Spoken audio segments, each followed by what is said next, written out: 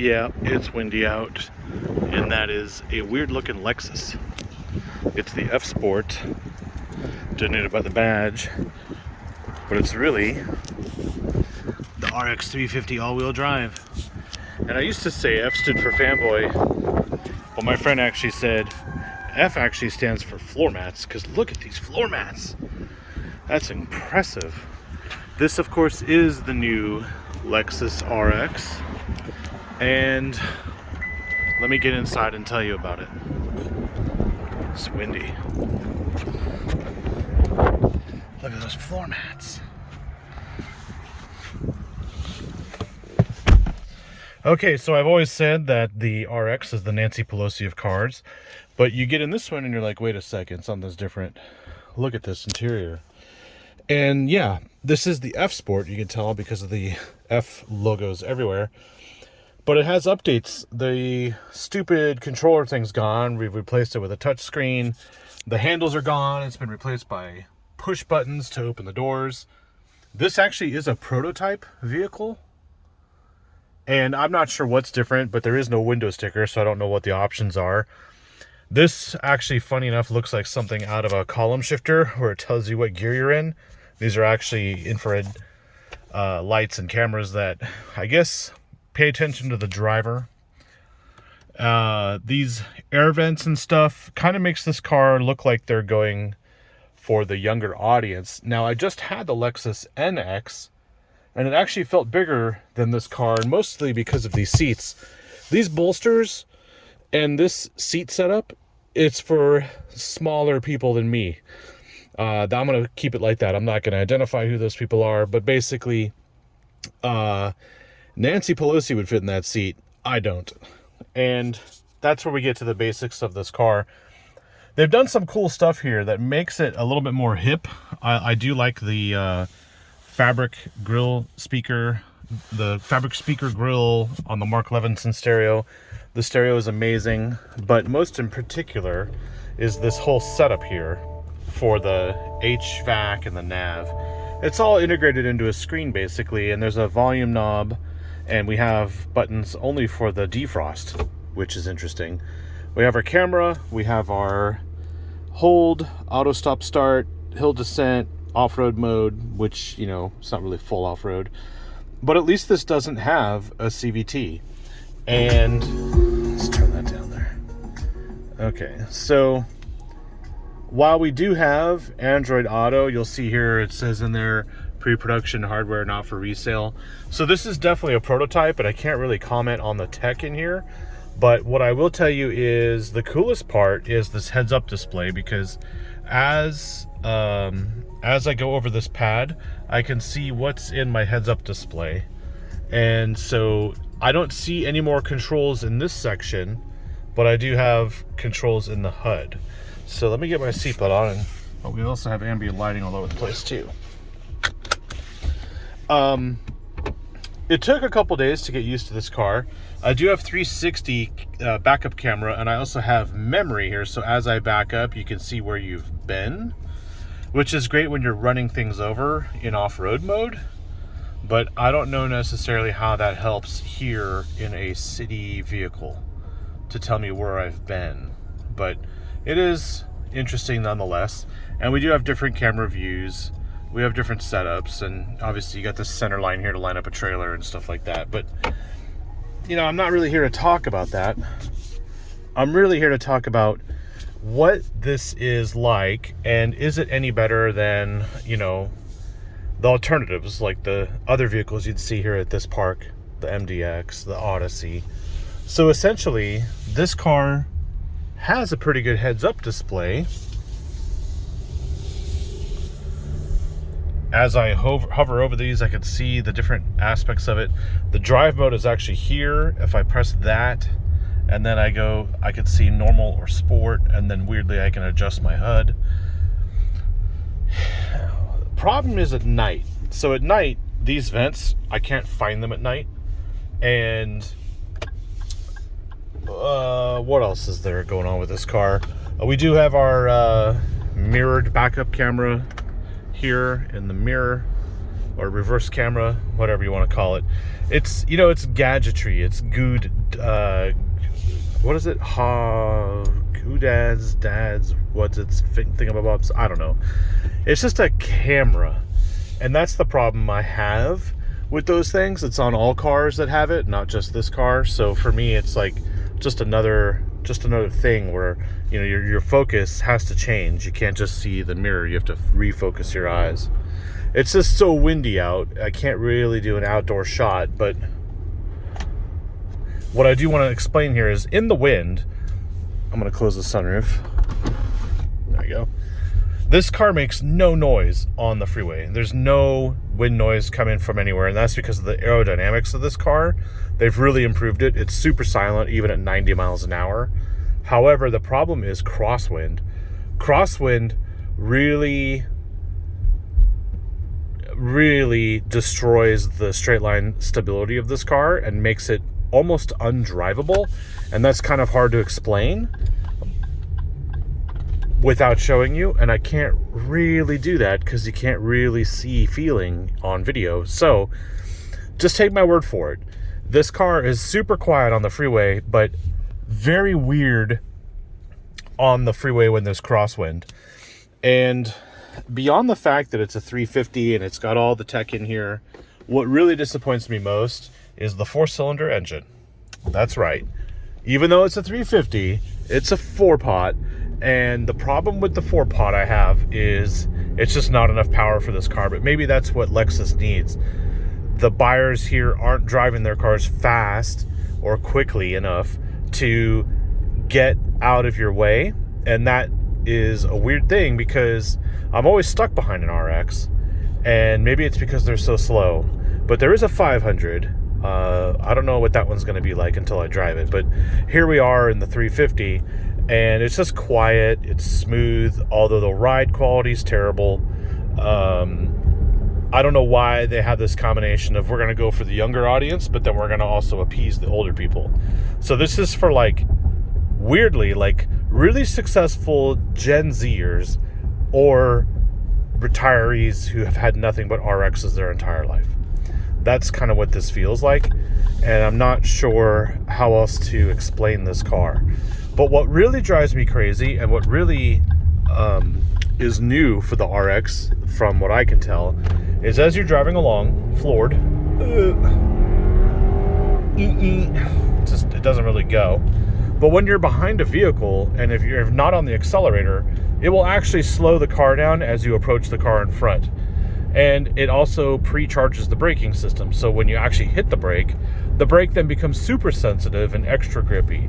And that may be a good thing or a bad thing, but all I can think of is, and we're in Texas here, where they don't manicure the roads in the winter, is if it was an icy day today and I'm coming up on a car and the car automatically brakes by itself, what is it going to do when I'm on ice? How is it possibly going to be safe to do? And I don't even know how I can disable that system. There's really nothing I can do about it. And that to me is a concern. But I think that it's not a concern to your typical RX buyer. So what I would say here is the NX is the way to go.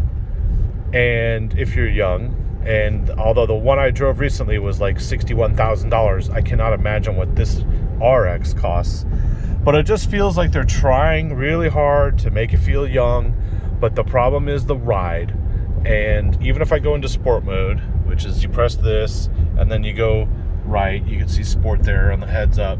Now the display changes and the gears hold longer and all that, you know, your typical sport mode. The suspension actually changes and it actually rides better. And that's an interesting thing, because when I say better, what I mean is the rebound is still really well damped, but when you hit a bump and it rises the car is like a soccer player.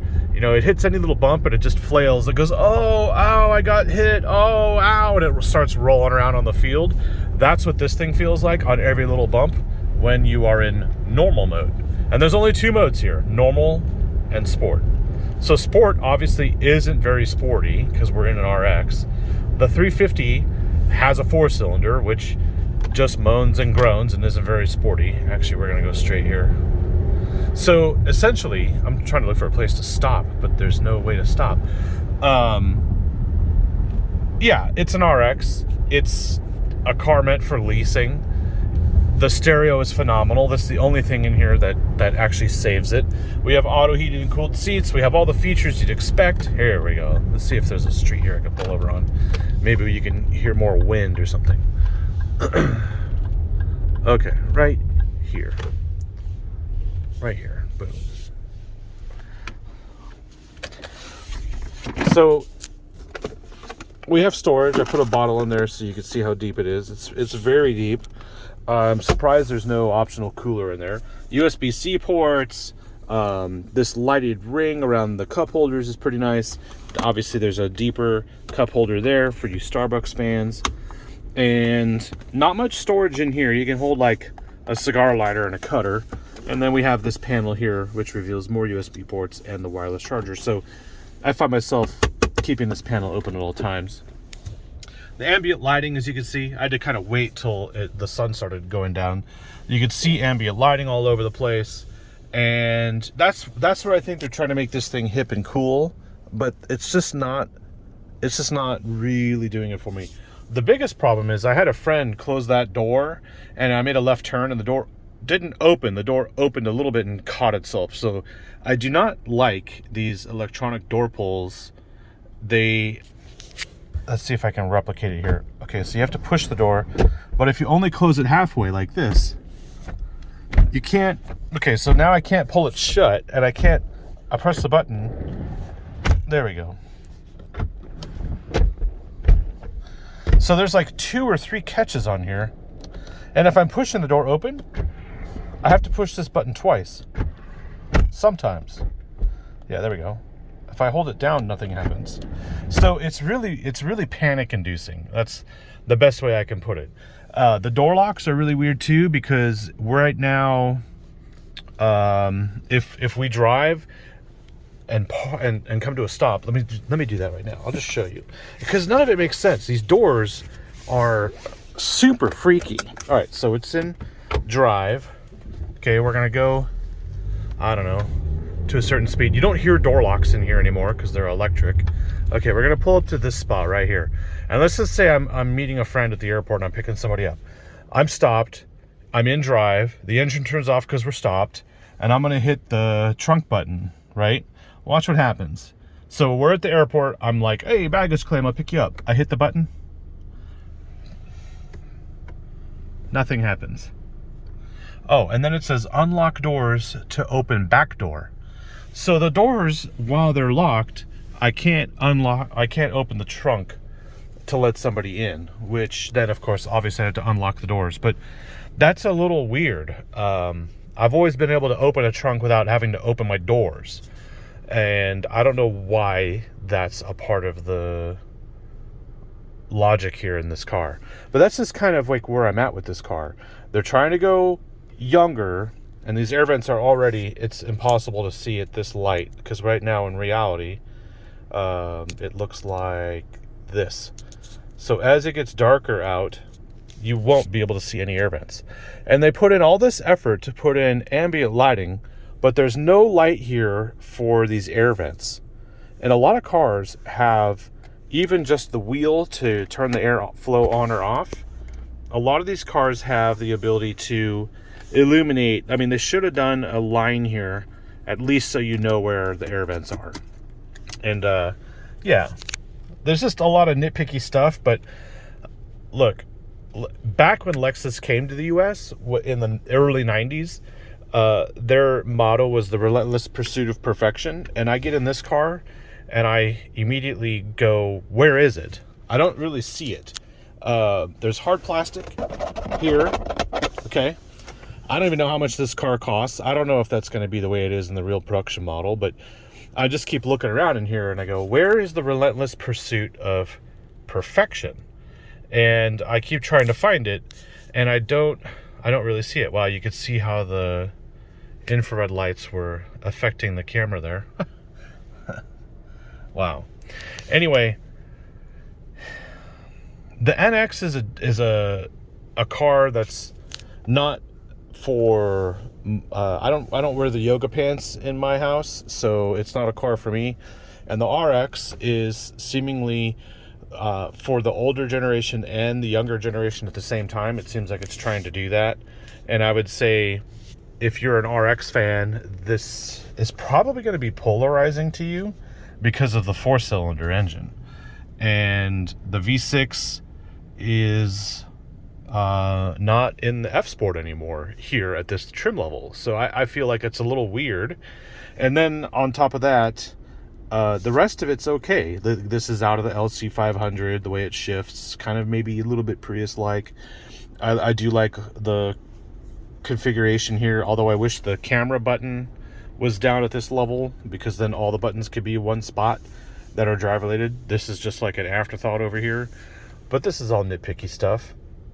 In the end, it's just weird to be in a car where these pads control everything in the heads up display, right? So I can go like that, I can go through volume, and then on this bright trackpad here, there we go, right there, I can see what's going on in the heads up there. So you can go through normal, sport, whatever. You can change some things. And yeah, as far as that technology, that's pretty cool. But I wish I could do a trackpad to control this screen, because the ride really is very bouncy. And there's no other way to describe it other than say, go test drive one on roads you're familiar with, and you'll see how the car just, every time you hit a bump and it goes, oh, it feels like a soccer player and it just wants to roll around on the field. But when you go over something and fall down, that dampening part is really nice. So they've tried to make it sporty, but they've tried to make it comfortable, and it's nothing in between. The car just goes like this, and on the freeway in the crosswind it goes like that. And I can't show that to you on camera, but trust me, there's no wind noise. And that's what makes this car really weird, because you don't hear the wind on the freeway at all, but you feel the car doing this. And that's day one when I had this car. I was like, what is wrong with this car? And I realized, oh, I'm not hearing wind push the car side to side, or headwind or tailwind, like moving the car around, but that's what's actually happening. So keep that in mind. The Lexus RX is not quite a Lexus. It feels to me like a very nice Toyota. Obviously, this is out of the Tundra, and maybe that's why I feel that way. But all in all, I would say there's still some work that they have to do to make this car just right. And I don't know where it is, but we'll start with the seats. We'll start with the suspension. Stereo is good. I actually like this material in here, and I don't like these door handles. I don't think I'll ever get used to that. And there you go. That's the Lexus RX. Thanks for watching. It's getting dark. I gotta go, and see you in the next video. See ya.